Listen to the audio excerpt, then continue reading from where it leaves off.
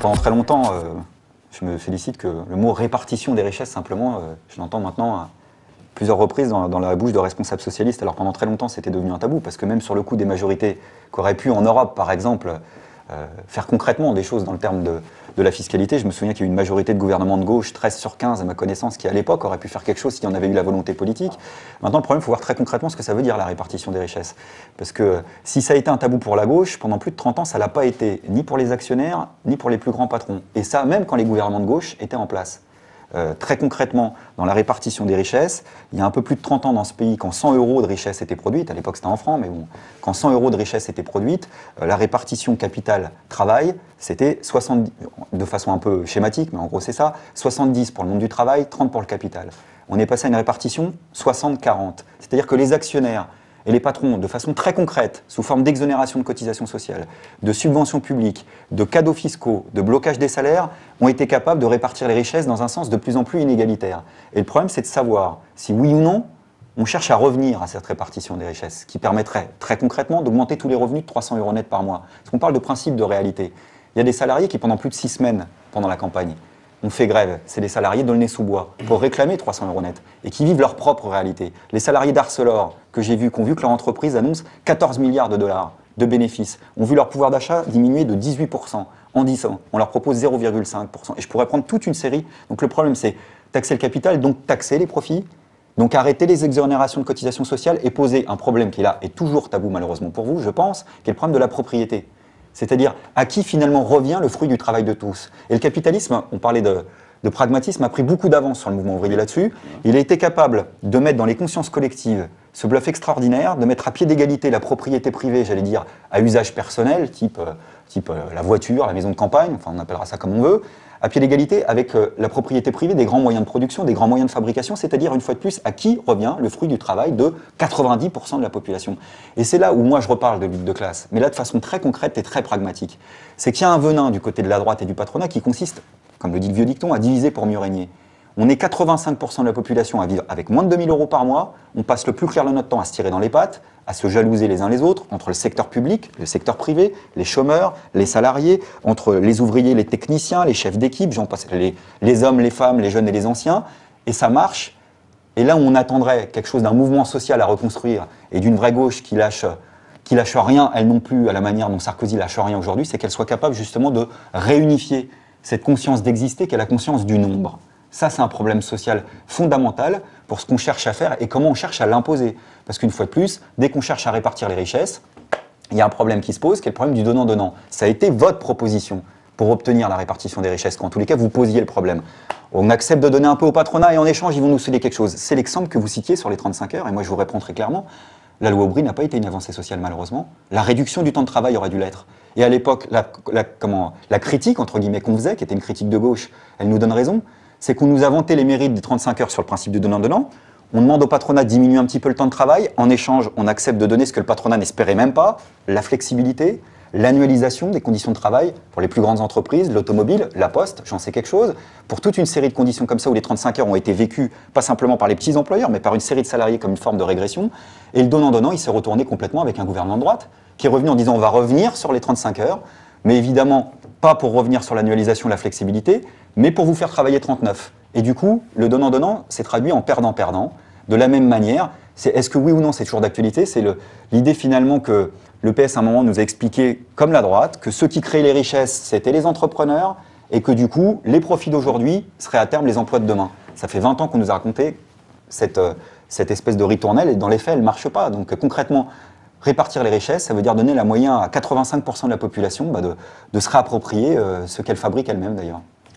Bon, mais là, il y a clairement des différences, mais elles ne m'étonnent pas. Évidemment qu'il y a un problème de pouvoir d'achat, un problème de salaire. On le retrouve partout, dans le privé comme dans le public. Je prendrai le cas uniquement du public pour bien me faire comprendre. Je pense qu'il y a un sentiment profond de déclassement.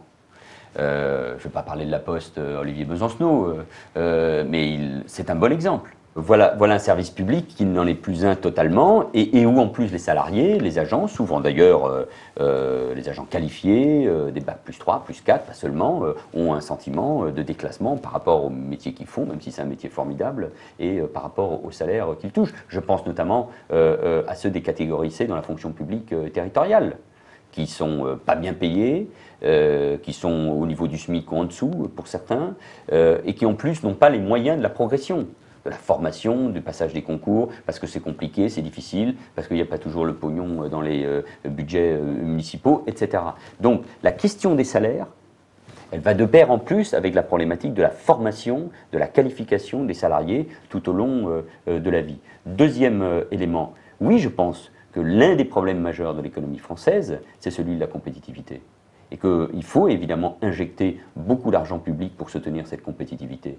Et il y a une différence fondamentale entre ce que je crois dans ce domaine-là et ce qu'a fait la droite, c'est que au lieu de faire ce paquet fiscal qui vise d'abord à récompenser ses amis les plus hauts revenus, 2, à mettre en place des heures supplémentaires qui représentent une véritable usine à gaz, 3, à aggraver les déficits publics, et en fin de compte à prendre des mesures qui sont à la fois injustes et inefficaces du point de vue économique et de la croissance, il aurait fallu injecter cet argent à la fois pour augmenter le SMIC, deuxièmement pour les petites retraites, et troisièmement pour l'innovation et la recherche, parce que c'est la question fondamentale aujourd'hui du problème de compétitivité. On n'a pas un problème de productivité, on n'a pas un problème de haute qualification.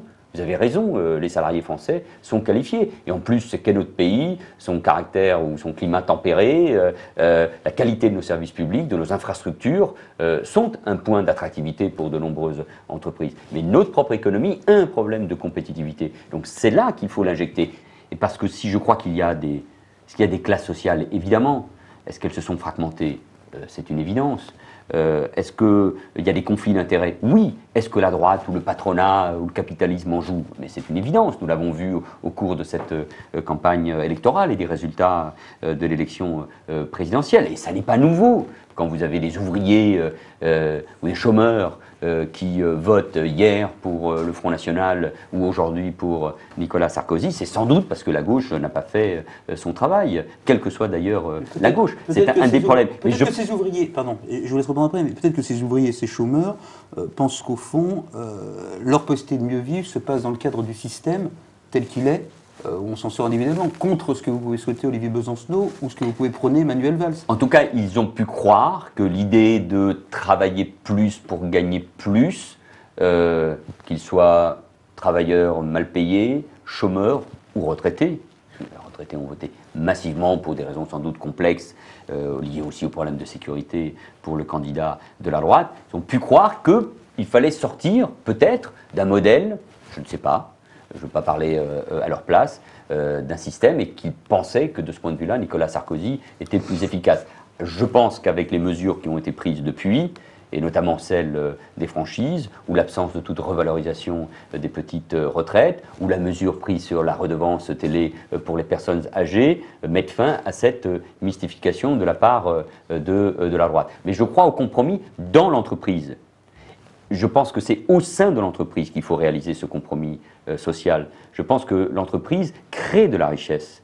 Et je pense qu'on est dans un monde où l'État ne peut pas créer à lui seul la richesse, et on ne peut pas répartir la richesse en permanence. Je dis ça parce que c'est au fond le message de la gauche qui s'est heurté non pas à la réalité, mais au choix qu'ont fait les électeurs. Qu'est-ce qu'ils pensent qu'on a réparti de plus en plus d'argent dans cette société, je pense par exemple à la politique de la ville, mais, ou au RMI, ou à l'APA, je mets des guillemets à chaque fois. Hein, j'entends ce qu'ont pu dire les électeurs au cours de cette campagne. Le débat assez malsain sur l'assistanat, parce qu'il consiste évidemment à opposer les uns et les autres, et évidemment je préfère moi le mot solidarité, mais où on répartit des richesses vers les plus pauvres, et en même temps dans une société qui produit de plus en plus d'inégalités. Ça veut bien dire que pour eux, et peut-être aussi pour nous dans notre analyse, le système d'État-providence de